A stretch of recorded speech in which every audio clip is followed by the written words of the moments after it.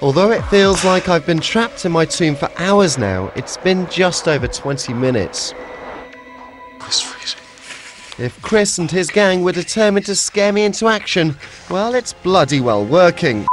Mess around. Life in the Montana mountains really is no laughing matter, and as I was to find out, risking all to save even one life in these hideously bitter conditions would be the true making of any man. And that's what we do every day, all day long. I just feel brutalised. That's really freaking me out. God, that's pathetic.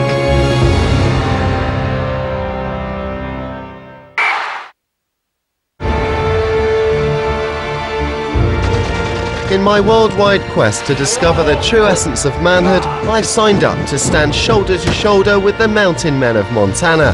No-nonsense, overdeveloped types charged with keeping the peaks of one of North America's most extreme sporting grounds safe for all and sundry. I get the impression they haven't been too enamoured with my performance so far, culminating in a frankly pants-wetting 45 minutes left 6 feet under as a lost cause. Oh, fantastic. Hello. Thanks to Lulu though, my career and indeed life here is not yet chip wrappers. However, following this enforced rebirth into the world of the Montana man, I feel determined to now give it my all. What Chris had in store today though would test that wishful thinking to the very core. We're going to take our skis off, strap them on our back, Okay. with all of our gear, and we hike up there. Really steep, really rocky, really slippery.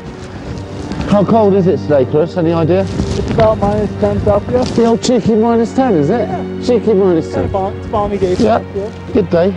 We're going to walk all the way up there. That's quite high.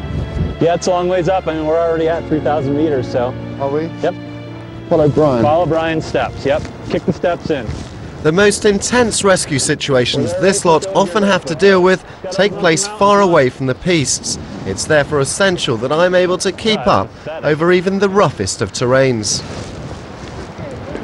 It's so cold. Hang on, my face is freezing. Come on, don't be so pathetic. Let's go. Use Brian's steps. He's already up there. Yeah. Today the wind is driving in from the east at 60 miles an hour, and with the wind chill factor, it's a bone-numbing -30. I almost went into shock though. Pretty cold, isn't it? That's really freaking Yeah. We're going to be climbing to a dizzying 10,200 feet, but my body is refusing to play ball. I suddenly feel incredibly lightheaded, I'm freezing, and to cap it all, I appear to be coughing up blood. Ashley's just about the whole mouthful of blood.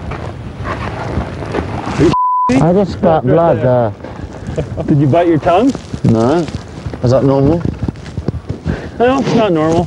You're not the best physical specimen either, so that's probably not going to help. All right, let's get going. We got work to do. Okay. Here we go. Oh, I got it. Sorry, I'm just having a word. I'm putting one foot in front of the other at the moment, and I'm spitting up blood.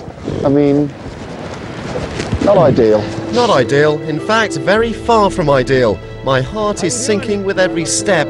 This, to be frank, is a bloody horrible way to make a living. It's I hate it, and I want to go home. It's so cold, and the wind is bitter. And yet this all seems to be in a day's work for Brian and Chris. It's clear to me now that we're most definitely not made of the same stuff. These conditions are officially the worst weather conditions I've ever been in my life.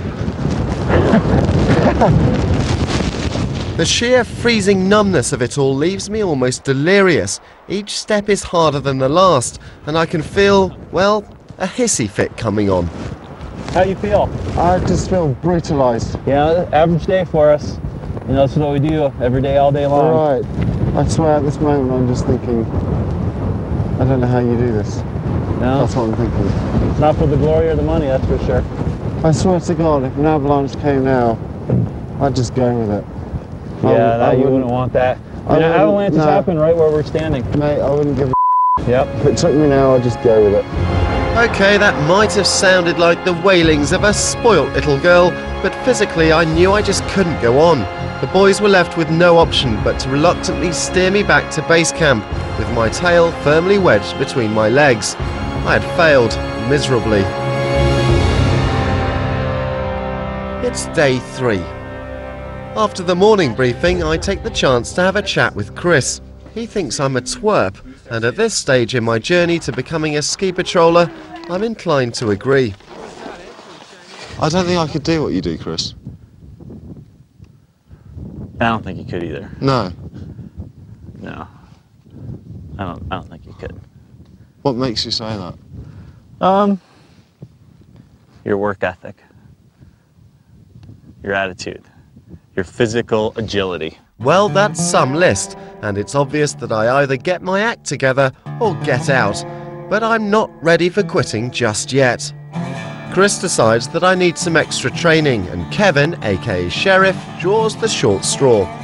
Well, when I first met Ashley, I was wondering, I wonder if this guy is going to be tough enough to be able to last a week with us. The med sled is a vital piece of equipment, and every ski patroller worth their salt needs to be able to ski with it.